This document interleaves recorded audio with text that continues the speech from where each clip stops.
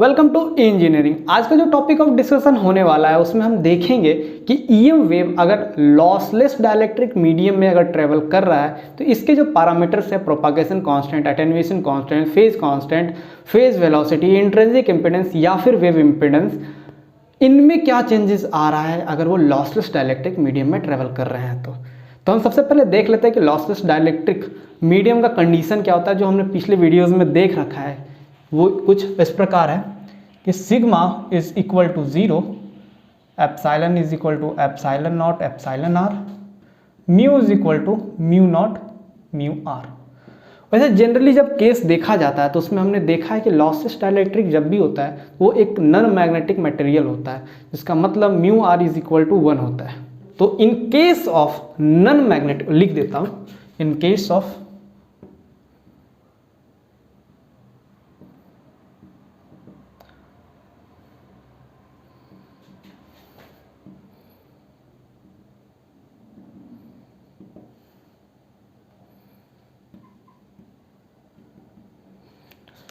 तो हमने देख लिया कि mu r is equal to 1 होता है। हम जनरली लॉसलेस डाइलेक्ट्रिक जब भी होता है तो वो नॉन मैग्नेटिक ही होता है। अब हम देखते हैं कि अल्फ़ा बीटा की वैल्यूज़ क्या क्या चेंज होंगी अगर वो लॉसलेस डाइलेक्ट्रिक मीडियम हुआ तो हम अल्फ़ा देखते हैं।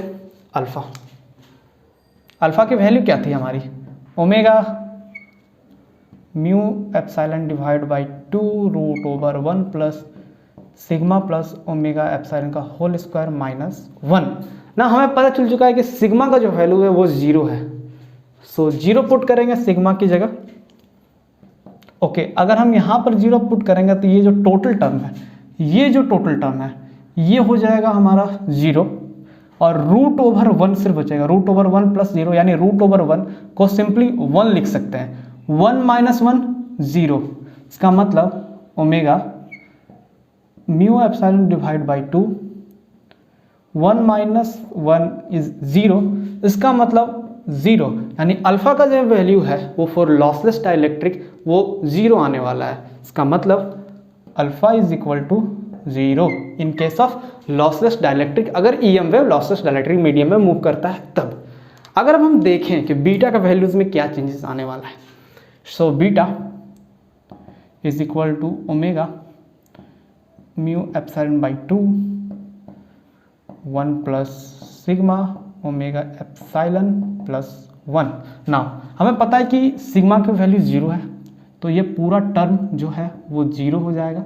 ये 0 हो गया तो root over 1 is equal to 1, so 1 plus 1 is 2, 2 and 2 divided by 2 is equal to 1।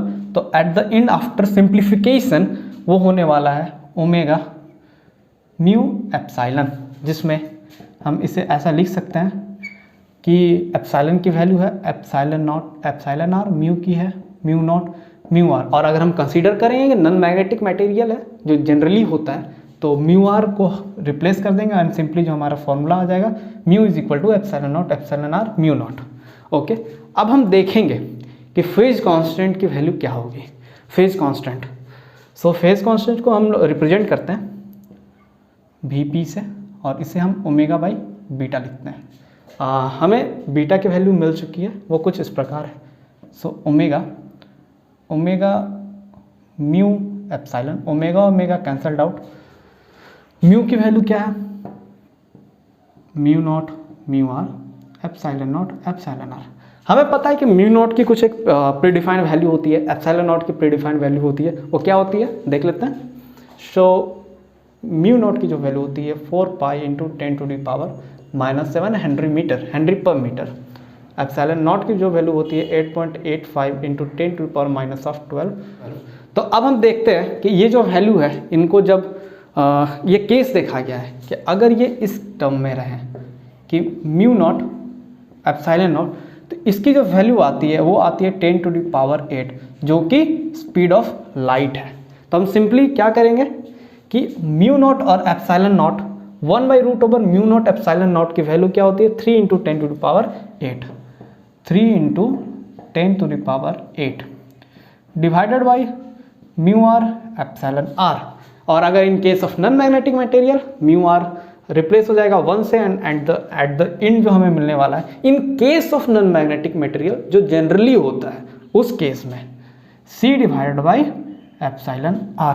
तो हमें अल्फ़ा की वैल्यू मिल चुकी है जो कि 0 होता है, बीटा का वैल्यू हमें मिल चुका है जो कि होता है omega root over mu epsilon, और जो फेज वेलोसिटी है उसका वैल्यू हमें मिल चुका है वो है C बाई एप्सिलॉन r।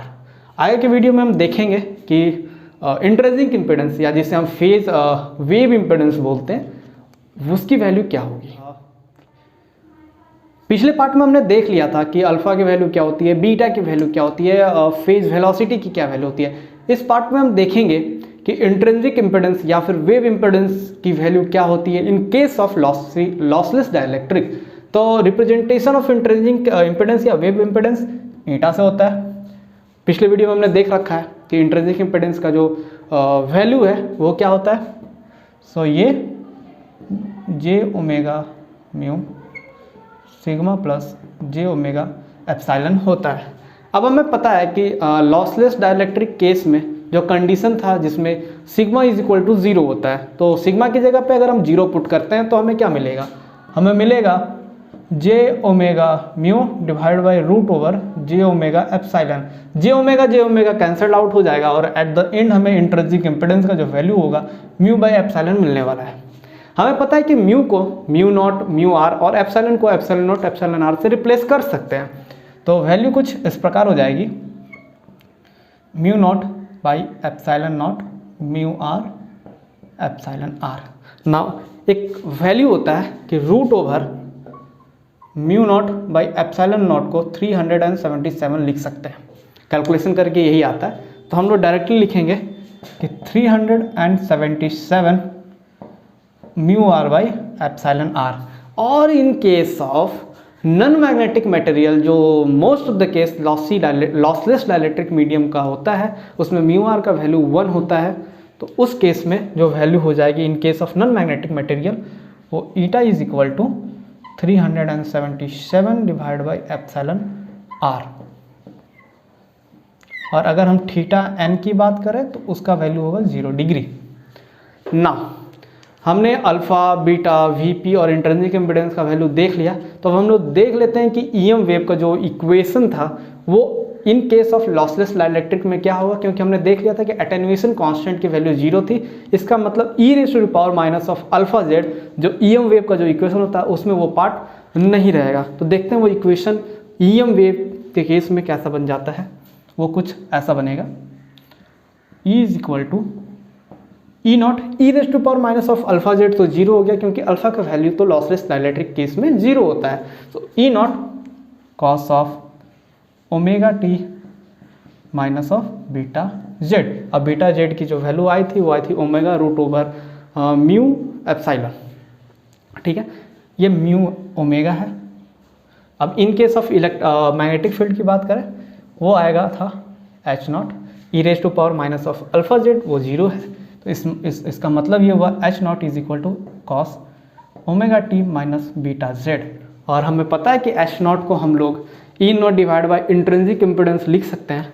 वो कुछ ऐसा हो जाएगा e naught magnitude of intrinsic impedance, क्योंकि थीटा एन तो 0 है, सो इस कॉस्ट टर्म में जाके वो कुछ भी इफेक्ट करने वाला है नहीं। इसका मतलब ये फॉर्मूला कुछ cos omega t minus of beta z आ जाएगा।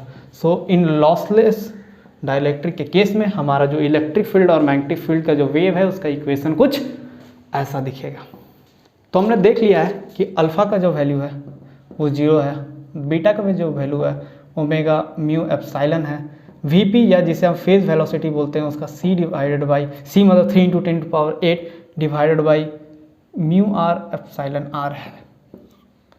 तो ये जो पैरामीटर्स हैं वेव्स के वो हमने देख लिया लॉसलेस डाइलेक्ट्रिक के केस में। आगे के वीडियो में हम देखेंगे कि अगर ईएम वेव फ्री स्पेस में अगर ट्रेवल कर रहा है, अगर मीडियम फ्री स्पेस है, तो उस केस में जो फ्री स्पेस का जो कंडीशन है उसे अगर हम अप्लाई करते हैं तो alpha beta phase velocity intrinsic impedance के वैल्यू में क्या क्या चेंजेस आएगा। Thank you.